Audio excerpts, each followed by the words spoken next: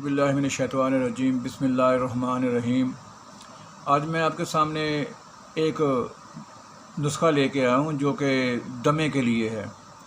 दमा क्या है? दमा एक फेफड़ों की बीमारी है जो कि फेफड़ों में जाके फेफड़ों को डैमेज करती है। ये शुरू होती है गले से।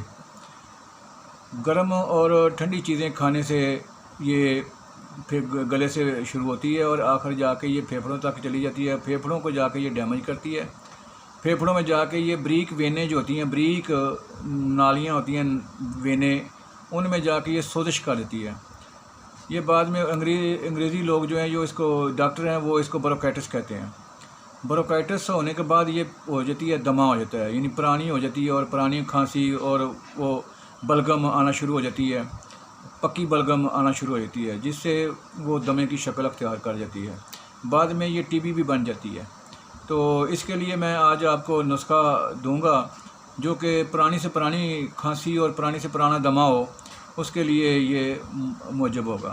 ये मेरा आज़मूदा नुस्खा है। मैं इंशाल्लाह नुस्खे नेक्स्ट भी हर रोज़ एक नुस्खा दूंगा। जो दोस्त, मैं ये प्रॉपर हिकमत नहीं कर रहा, लेकिन मैंने कोर्स किया हुआ है और मेरी थ्योरी है। क्योंकि मैं मुलाज़म पेशा हूँ, तो मैं क्योंकि टाइम नहीं दे सकता, जिसकी वजह से मैं सिर्फ़ और सिर्फ नुस्खे दे रहा हूँ, दूंगा। जो भाई मेरे इस्तेमाल करना चाहें करें, इंशाल्लाह ज़रूर फ़ायदा होगा। तो अभी मैं आपको बताता हूँ चीज़ें क्या क्या हैं। कागज़ ले लें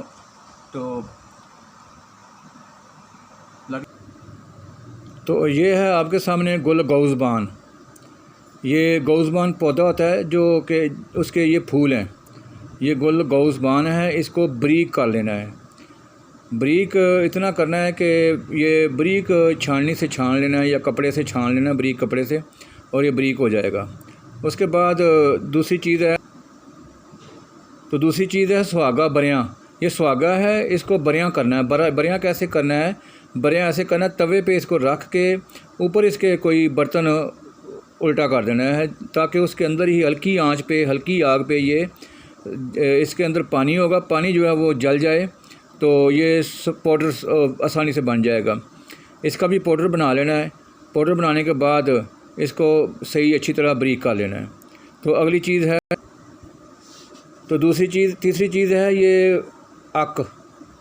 ये आक का पौधा है। इसको हिकमत की ज़बान में अशर कहते हैं, अशर। तो शीर अशर लेना है, यानी इसका दूध लेना है। दूध कितना लेना है इसका? ये एक ढकना ले लें, छोटा बोतल का, पेप्सी का या कोक का, या कोई ऐसा ढकना ले लें जिसमें बड़ी मुश्किल से। तो ये आक का पौधा है, आक पंजाबी में इसको आक कहते हैं। तो इसका दूध निकालना है। दूध जो इसका है वो एक ढकना ले लेना है। ढकना बोतल का हो तो उस बोतल के ढकने में इसको डालोगे तो ये 1 तोला बन जाएगा। यानी पहली चीज़ें जो दो बताई हैं वो 2-2 तोले लेनी है, और इसका एक ढकना यानी 1 तोला लेना है। 1 तोला लेके इसको उसी में मिक्स करना है। लेकिन पहले अगली चीज़ भी देख लें। तो ये है चौथी चीज़, रेवंद खताई। ये रेवंद खताई है, ये रेवंद खताई है और इसको आसानी से ये पिस जाती है। इसको आसानी से इसको पीस लेना। पीस के बाकी चीज़ों में इसको भी मिक्स कर लेना है। 4 चीज़ें हो गई हैं। अभी 5वीं चीज़ जो है वो ये है, ये मलठी है। मलठी तो आम लोगों घरों में भी होती है, हर बंदे को पता है कि मलठी की क्या खसूसियत है। ये मलठी जो है ये भी खांसी के लिए अच्छी होती है। इसको भी ब्रीक करना है। अच्छी तरह ब्रीक करके इसका पाउडर बना के उन सारी चीज़ों में मिक्स कर लेना है। उसकी चीज़ें हिकमत में 5 चीज़ें, ज़्यादा लोग ज़्यादा नुस्खे चीज़ें देते हैं, 8, 9, 10 चीज़ें देते हैं। तो वो नुस्खा तो ना हुआ ना, वो तो हुआ पंसा स्टोर। मेरी या हिकमत के मुताबिक यही 8-9 चीज़ों से नीचे ही चीज़ें हों तो वो नुस्खा होता है। तो ये 5 चीज़ें, ये पांचों चीज़ें जो हैं इनको अच्छी तरह ब्रीक कर लेना है। ब्रीक करने के बाद इसमें जो आक का दूध है उसको अच्छी तरह मिक्स कर लेना है। करके थोड़ा सा पानी डालना है। थोड़ा सा पानी डाल के उसको अच्छी तरह मिक्स कर लेना है।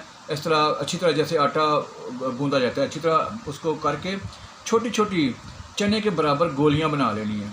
वो गोली जो है वो सुबह शाम مریض جو ہوگا وہ صبح شام تازہ پانی کے ساتھ کھائے گا، انشاءاللہ ہفتے کے اندر اندر ہی رزلٹ ملے گا۔